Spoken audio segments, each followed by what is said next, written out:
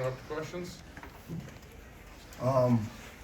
I'm thankful for the crowd that showed up today. It really was a great environment on the Sunday.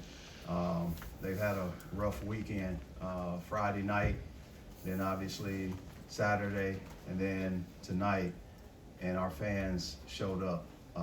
So I'm thankful for them for showing up.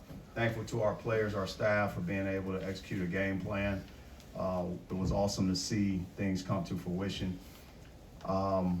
Watching one of our former players, Andrew Wilson, I was a graduate assistant, and I knew he would be a coach as a former player at Florida State.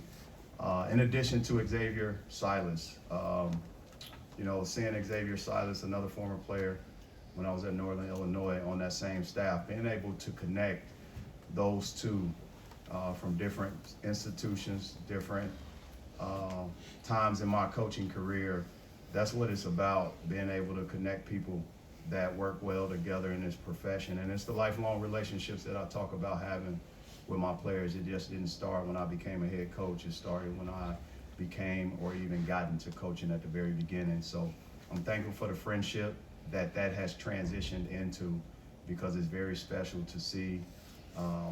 It's tough to play a guy that you know like that. So I'm thankful that our guys were able to come out with a victory. What can I say? Mark Mitchell, double-double. Luke Northweather, first game with 10 rebounds in his career. Jaden Stone, stat line. Sebastian Mack, stat line. Obviously, these two guys here, and Javon Porter getting close to 10 rebounds as well. I thought our team did a great job executing. Questions? For Jacob and Ant, just how do you guys feel like as a team you were able to have such an advantage in the paint today? I think one, it started with our mindset. We came in, quick turnaround.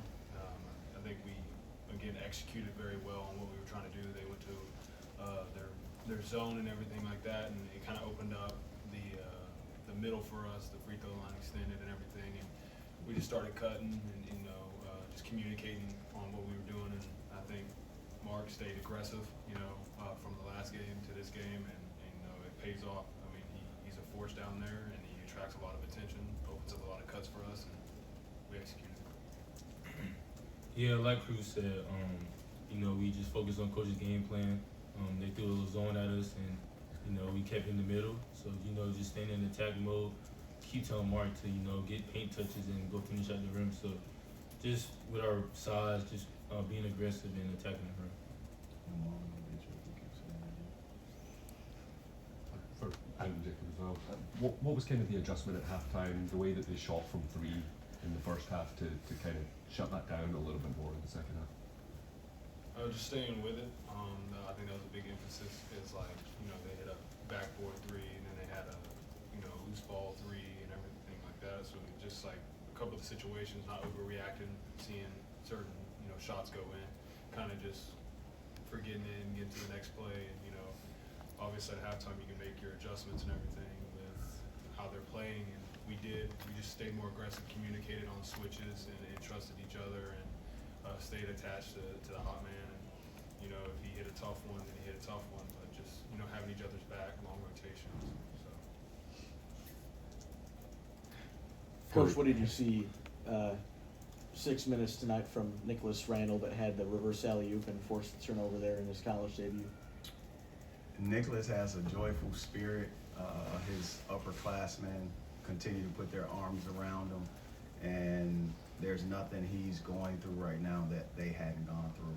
And he's allowing himself, he's doing a better job throughout from the summer to now, and he's allowing himself to absorb what they're teaching because there is a transition. I think he's going to be a heck of a player. He and Aaron Rowe are going to be great players for us at some point. And I think that his opportunities will continue to come no different than the rest of our guys. So he had great minutes. Defensively, he did a tremendous job in ball screen defense where he got a couple of deflections. He can become an elite rebounder. I want to see him continue to talk a little bit more, but he can become a force defensively and offensively and be a two-way player for us And I believe he will help us win some games in the SEC. I truly believe that. You never know what comes and goes, especially with foul trouble. And he's another hybrid forward that can play 3, 4, 5 for us and come away with results. So I'm thankful for what he's been able to do behind the scenes and work as hard as he's been working. Coach, I'm curious what your thoughts are on the difference for y'all defensively from the first half to the second half.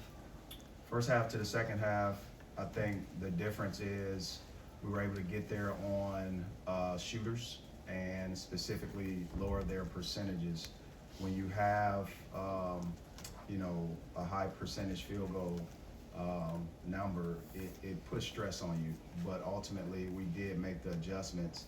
The same shots they shot in that second half were the same shots that they shot in the first. And I think the results were they made some tough shots. That's a different team with their all-conference player, point guard, that was out. So I do wish him a speedy recovery. They needed him, his leadership. I do believe it gives them a different dynamic, a sort of calmness about their team. I've watched them enough because I obviously have cheered from afar for Coach Wilson and his program, but I do think they are without their best player who is dynamic, and it causes guys to play out of roles. So we were able to pressure up a little bit more. We were able to get deflections on ball and make the passes a little bit tougher. And I thought our guys rebounded well. Whenever you can have 50 rebounds in a game, that's a tremendous number. What do you feel like went into the rebounding performance, especially with Sean Phillips out today? 2 hands. 2 hands. It's just that simple. 2 hands. Coach, in addition to rebounding with Phillips out, how do you feel that your team's forwards stepped up today? I think they did a good job. When you have Sean Phillips is a unique player, and we do miss him being out there. Obviously, it was such a late notice of just making a decision not to play him. At halftime, he's probably looking for his jersey, and that's just how he is. And rim protection, I thought Luke Northweather was able, from a position standpoint, to step up, step in, and provide us with rim protection. May not have been as intimidating as a Sean Phillips, who is an elite athlete, but a positional defender is just as valuable on wall-ups, being in the right spot, being able to talk and switch. We saw Luke's versatility, and that's something that I think he will continue to get better in and on. Being able to have Mark Mitchell out there as a forward, being able to have Javon Porter out there. So collectively, those guys combined for 29 rebounds. That's a great stat line for 3 of our frontline starters. And I don't know the last time that happened in the history of our school. I have no clue. When you look at the 4, 5, and a 3 rebounding, having 29 total. So that's possible, almost 3 10-rebound double-digit games, or 3 guys with that number, and I thought they did a tremendous job. Jaden Stone did come away with 7, so that's pretty impressive as well. Anthony, I know you had talked a little bit about it before the season, but what feels different about your 3-point jumper this season compared to Tell the seasons truth, because past? I want to hear this one. I'm waiting to hear this one. Your mom's watching too. I've been working with Coach Gates, with my form and technique still. So just being more comfortable out there, not thinking about it, getting out of my head, just letting it go. So just working on it and nothing else to it, just shoot the ball is what I've been told. So I don't think you've ever had 5 attempts from 3-point range in a game before tonight in your career. Is that kind of just when you get in a rhythm, or is it something that you're being asked to do more? Coach Gates is telling me to shoot the ball and shoot the ball more. So just me being comfortable shooting the ball and not worrying about miss or make. And Ant's not telling the truth. Ant spent, first of all, he doesn't realize that his high school coach was a very good player. That's first of all. He didn't think Charlie Ward was a good player. The second thing is he spent his entire year, his first year, talking about, what position were you? Combo? He just said, I'm a combo. Ant spent his first 3 years in high school sharing the ball with Trey Donaldson. So that took away from the things that he is showing from a point guard standpoint his first 2 years to manage himself into a lineup and fight for minutes. So he wasn't worried about offense. He was worried about what's going to get me on the court. I'm playing with Nick Honor. I'm playing with Sean E. or those guys. How can I get on the court and carve out some time? He was able to do that at a high level defensively, which is his natural instinct.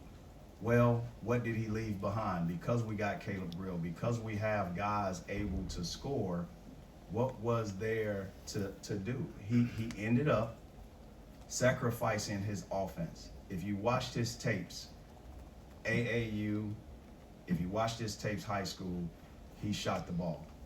He shot it. So for the young players out there, you carve out time by fighting, and he fought defensively and sacrificed offense because of the dynamic of the team. Now that role changes. He comes from from underclassmen to upperclassmen. We need him to score and be the defensive player of the year in this conference. At the end of the day, if he continues to do that and not react when he misses a free throw, what I'm thankful is he allows me to coach him, and me and his mom, dad, we on the same page. That's the fun part. He's boxed in. He has nowhere to go.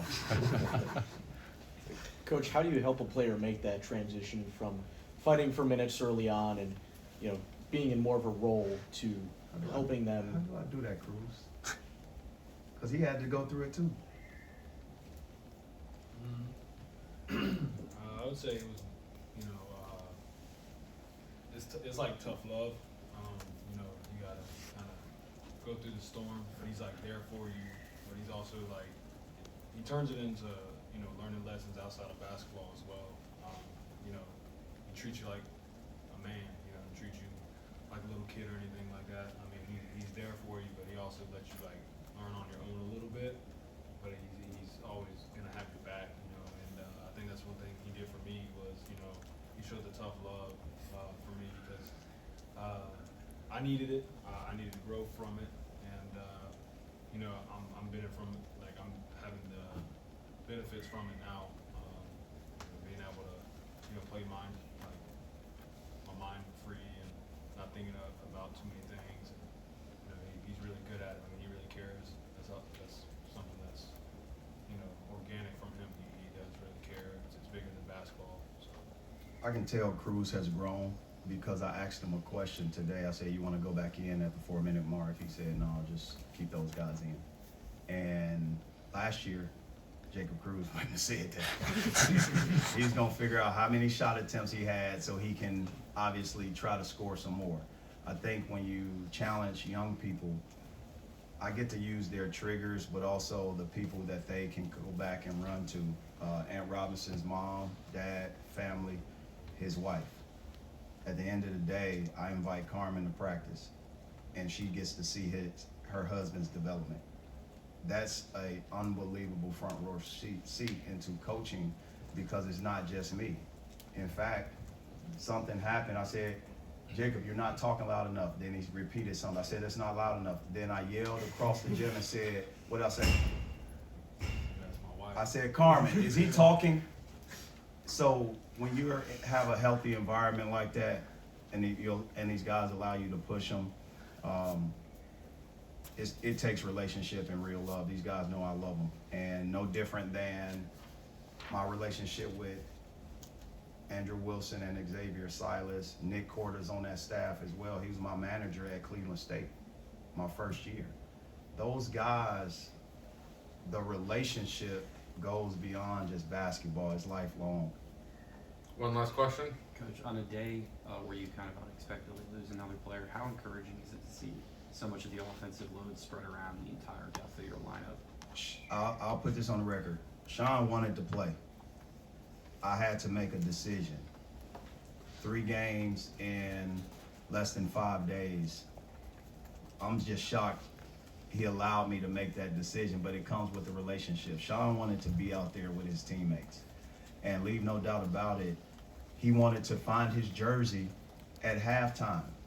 We make sure our equipment guy take the jersey because Sean would have been in that layup line and we would have had a bigger problem, but it's for a good cause. So being able to have depth, I miss Honor Boateng, Trent Pierce, Trent Burns, can't wait for him to get out there. And then obviously Sean Phillips. You know, I'm just looking at our roster, and this is when the depth and our recruiting decisions pay off. I'm not panicked off of guys taking their time to get healthy or making that decision, because I want the other guys to also have opportunities in development. It's a long season, and you never know what curveballs we're thrown as a coach or as a staff. So our players are always ready. Next man up is our mentality and our mantra. So these guys were able to execute that without Sean, and you know, he should be back next game. All right, thanks, guys. All right, MIZ. Thank you.